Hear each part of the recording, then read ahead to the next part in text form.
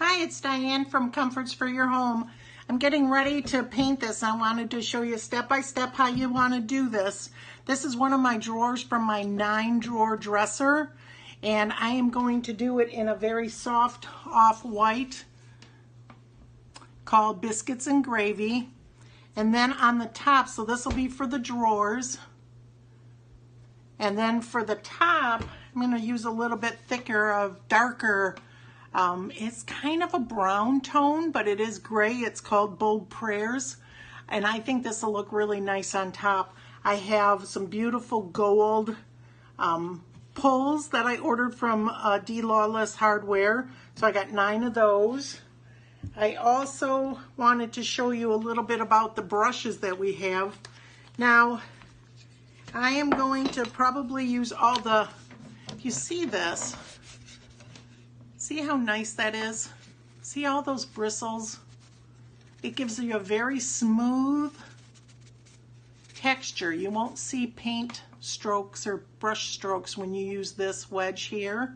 And this is good for full coverage.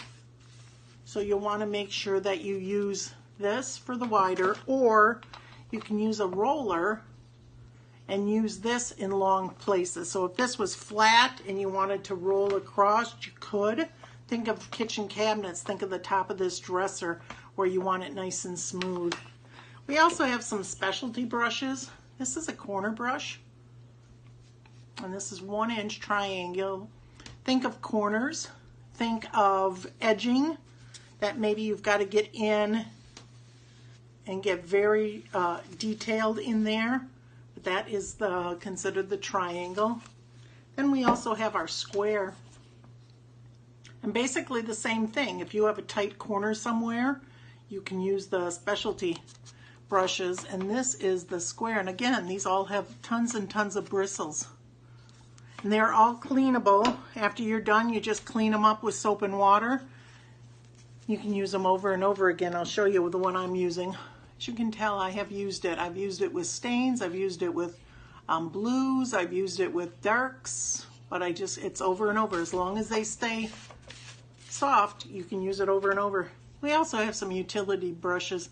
This is just a brush that I use. This is good for crafting, along with foam brushes are good for crafting, just to get a coat of paint on.